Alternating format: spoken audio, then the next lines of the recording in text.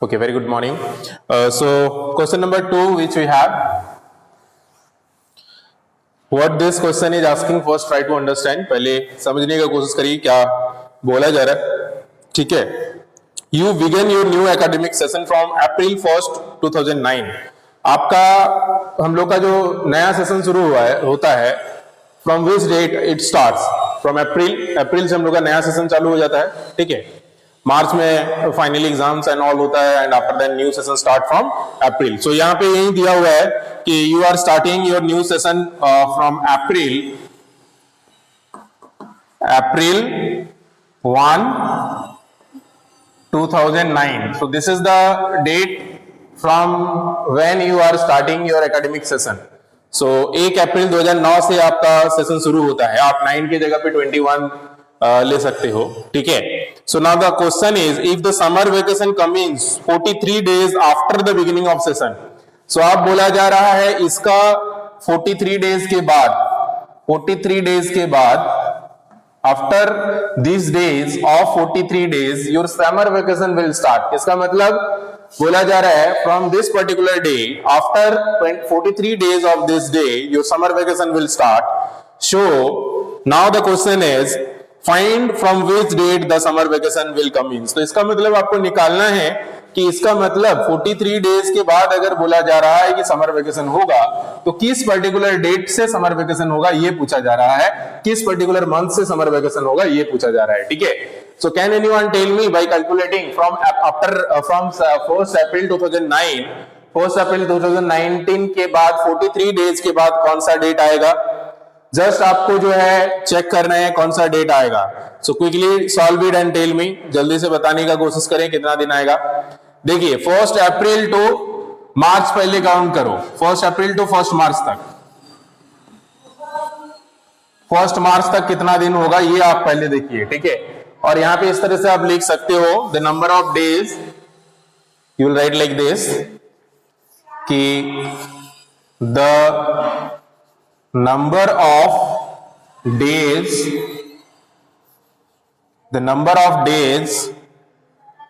from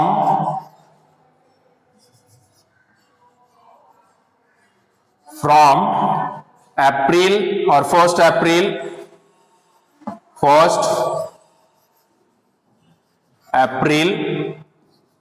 to 1st अप्रैल से 1st मार्च तक कितना दिन होगा? 1st March.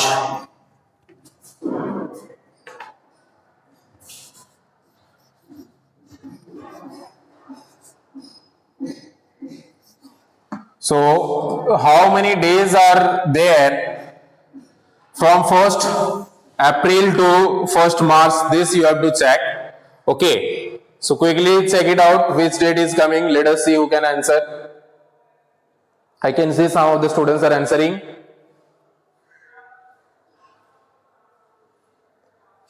Okay, 14th May 2009. Can anyone explain how 14th May 2009 कैसे हुआ? हाँ, answer is exactly correct. 14th May 2009. But how it comes, that is the most important thing to understand. तो आप पहले ये बताइए April month is of how many days? Can anyone tell me April month is of how many days? April month is of how many days. कितना दिन का होता है अप्रैल महीना ये बताएं सभी. Okay, very nice. सगुन, इज इट 31st और 30? सगुन, ओके 30 डेज. तो इसका मतलब जो है अप्रैल 1st से मार्च 1st तक 30 दिन खत्म हो गया. ठीक है. 30 days finished. Okay. Now if you subtract 30 days from 43, then 13 will be remaining, right? So after 13 days, after 13th March, the date will be 14th March, and this is how the summer vacation will begin from 14th March. ठीक है. कैसे? या तो simply आप अप्रैल 1st के साथ 43 अगर add कर दोगे it will become 44, right?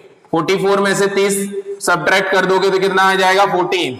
and this is how the date will be 14th of April, sorry 14th of March, ठीक है, अप्रैल मंथ तो शुरू ही होता है।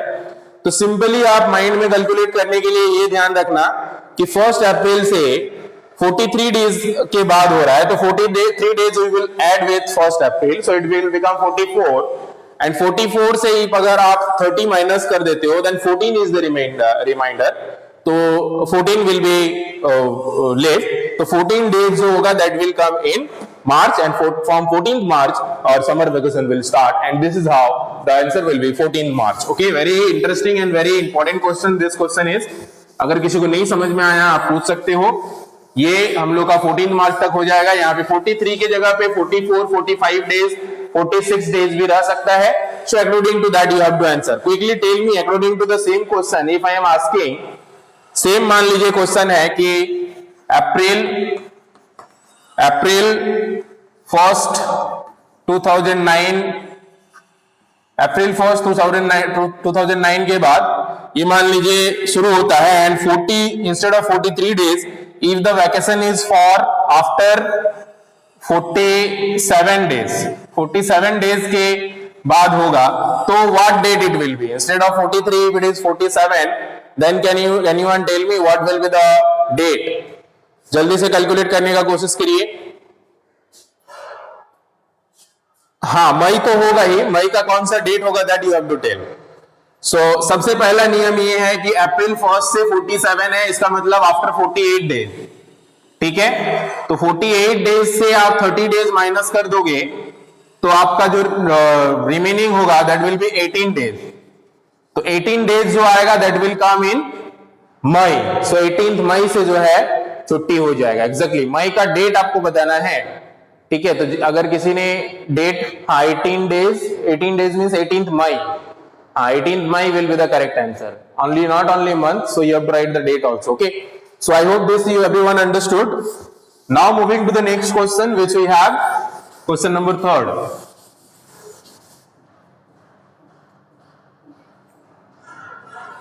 So third question, what it is asking, quickly check everyone. This is the Independence Day falls on 15th August every year. तो हर साल Independence Day हम लोग का जो होता है that is on 15th of August. Okay, 15th of August every year. तो ये हम लोग का Independence Day है। Now the question is what asking, how many days after the Independence Day, how many days after the Independence Day does the Children's Day fall? तो Children's Day जो हम लोग का होता है that is on 2nd, कब होता है? 2nd नहीं, बताइए, when the Children's Day fall? Quickly tell me, don't tell the answer, just 14th November. Okay, 14th November. So 14th November. So you have to tell the number of days in between these two dates. ये दो dates के बीच में आपको कितना दिन है वो निकालना है, ठीक है। तो बहुत इंपॉर्टेंट क्वेश्चन है, इस तरह का क्वेश्चन हमेशा कोई एग्जाम में पूछा जाता है। Every time in exam this type of questions will ask, so don't just remember with the answer, आप आंसर से याद नहीं रखिए, otherwise if date change then you will not be able to answer. So just try to understand the concept how the answer is coming. Okay, तो 90 days जो है answer वो कैसे आया उसको हम लोग पहले समझते हैं, ठीक है। तो August month is of how many days? अगस्त मंथ जो होता है कितना दिन का होता है बताइए? अगस्त मंथ जो है वो कितना दिन का है होता है वो बताइए। यहाँ पे क्वेश्चन पूछा गया है how many days after the independence days the children days fall, so कितना दिन बाद जो है ये आएगा ये पूछा जा रहा है, ठीक है। तो ये बताइए जल्दी से कि August month is of how many days? अगस्त मंथ जो होता है वो कितने दिन का होता है? एक हम लोग ने प्रोसेस पढ़ा था कि how to check it out the number of days in a month by calculating this. So जनवरी, फरवरी, मार्च, अप्रैल, मई, जून, जुलाई, अगस्त, तो अगस्त 31 डे का है। वेरी गुड, तो 31 दिन का अगस्त है, तो 31 में से 15 डेज तो सब्ट्रैक्ट हो गया, so 31 from 31 if you subtract 15 then how much will be the number? 15 अगर सब्ट्रैक्ट करते हो 31 से, 30 से 15 सब्ट्रैक्ट करने से 30 होता है, 31 से करेंगे तो 16 हो जाएगा, ठीक है। तो द नंबर ऑफ डेज यहां पे हम लोग लिखेंगे the number of days, the number of days in the month of August. August month में कितना नंबर ऑफ डेज होगा? That will B 16 days. 16 days. Now after August, September, October and November, right? So September and October you also need to check. So tell me quickly how many number of days are there in September and how many number of days are there in October. So यहाँ पे हम लोग फिर लिखेंगे the number of days in after August, September, सितंबर में कितना है, फिर the number of days in October and the number of days in November. Okay, so the number of days in November. So इस तरह से तीनों मंथ का जो नंबर ऑफ डेज है वो निकालेंगे। और हमने जो है अगस्त का डेज हम लोग को मिल गया है, सितंबर का चेक करेंगे, अक्टूबर का चेक करेंगे, नवंबर का चेक करेंगे। ठीक है, तो सितंबर month is of 30 days. Okay, so September month is of 30 days, October is of 31 days. Okay, November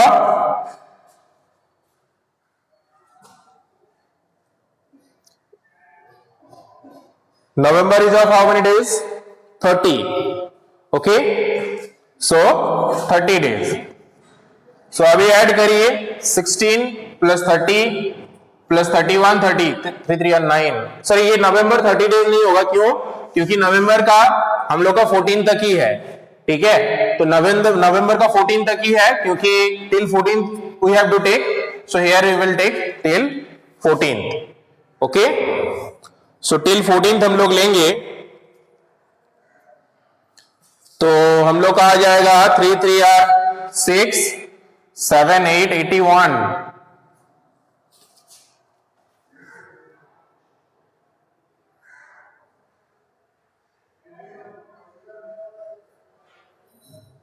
हाँ, तो कैलकुलेट कीजिए कितना आ रहा है। 16 plus 30 plus 31 plus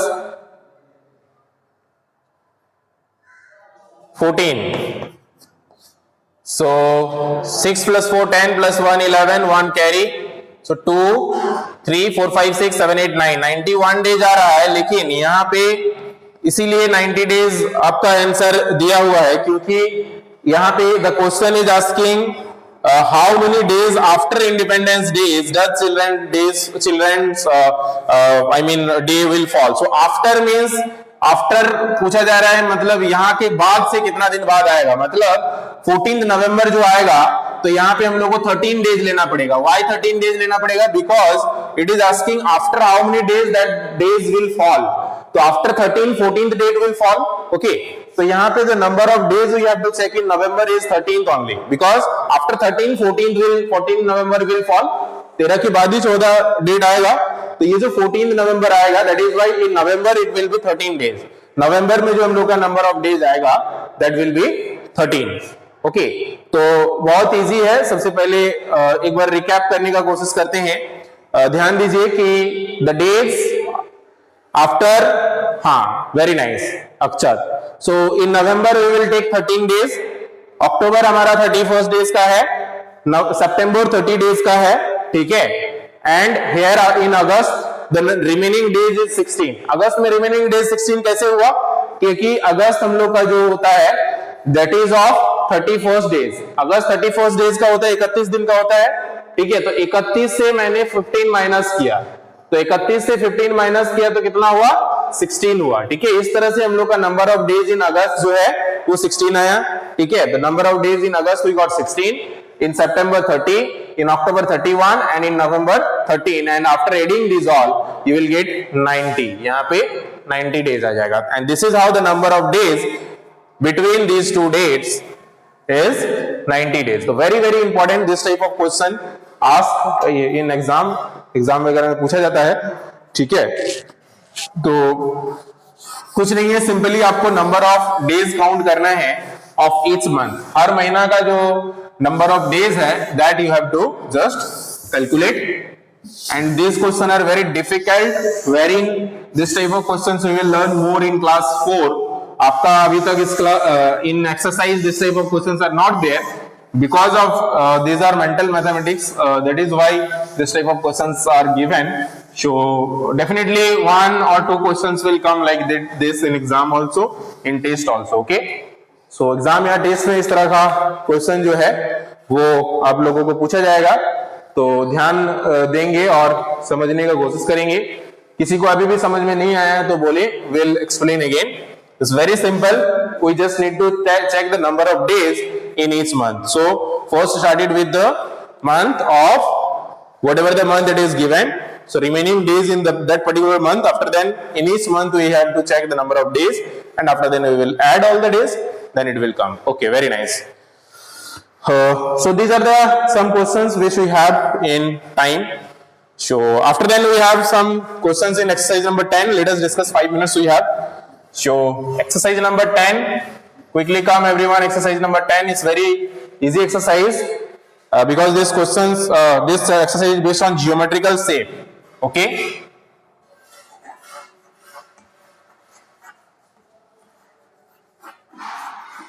geometrical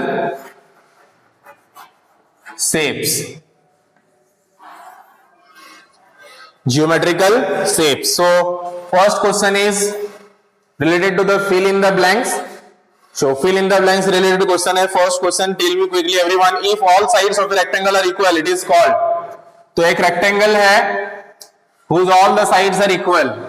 So which this rectangle is called? Can anyone tell me? वैसा rectangle जिसका सारा side same हो. Very good. खुशी, अलका and जिसका भी आंसर square है is correct answer. So that is called square. The rectangle whose all the sides are same. Now a sphere has dash plane surface or surfaces. Sphere जो होता है उसमें कितना plane surface या surfaces होता है? Sphere is of like a ball, football, cricket ball, globe. Okay, so any apple like that type of things. So no or zero. Very good, very nice, excellent. So whoever answer is no or zero is absolutely correct answer because in a sphere there is no any plane surfaces. Okay, curved surfaces होता है but plane surface नहीं होता है. So sphere को अगर draw करना चाहेंगे we can draw like this. Arc जो होता है that is also like that only. और football या cricket ball जो होता है like this, इस तरह का जो cricket ball या football होता है that is also a spherical. तो ये spherical होता है. Okay. After then if a cylinder has dash plane surface, cylinder में कितने plane surface होता है? Cylinder जो होता है, in cylinder how many plane surfaces are there? So cylinder means like this, इस तरह से होता है cylinder. So quickly tell me everyone how many plane surfaces are here? कितना plane surfaces है? Plane surfaces, how many are there? Very good, excellent answer. Whoever answer is 2 is absolutely correct answer. तो जिसका भी 2 answer है बिल्कुल सही है because this is one of the plane surface and this is one of the plane surface. So this is how 2 plane surfaces are there. ठीक है? Like this, if we move to the third next question which is asking cuboid has dash vertices. तो हम लोग vertices के बारे में पढ़े थे और क्यूबॉइड के बारे में पढ़े थे. What does this a cuboid means और what does this a vertices means? Cuboid जो होता है that is like this rectangular surface होता है and it's like cuboid means 3D shape. So it will be like this. So how many vertex are there that you have to tell or vertices are there? So this is the cuboid. Now quickly tell me everyone. I can see maximum of the students are answering 8, which is absolutely correct. तो अगर हम लोग vertex और vertices का बात करें, so these all are the corners which called vertex और vertices. So here you can see 1 2 3 4 and 5 6 7 8. So 8 is absolutely correct answer, and these are called edges, okay, and these are called surfaces. ठीक है. So this is how the different things of a cuboid are. Cube जो होता है that is also similar, just इसका जो all the sides will be of same length and breadth like that. Okay. So till here everyone I hope understood.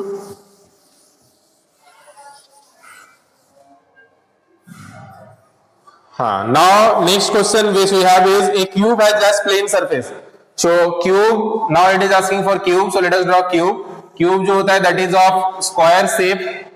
Square shape का होता है and all the sides are of same size like this. So suppose this is a square shape cube like this.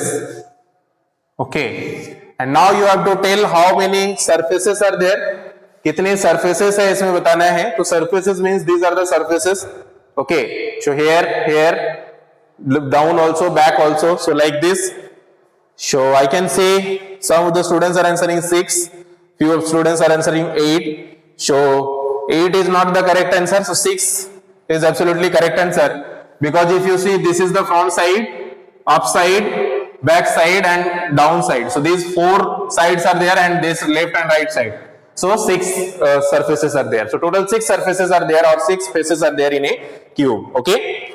Now if a line divides a triangle into 2 triangles, then the number of vertices of whose figure is. So यहां पे अब एक question पूछा गया है कि there is a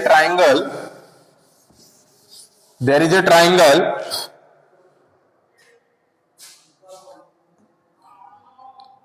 your time is over there, so these all questions I will discuss in our next class.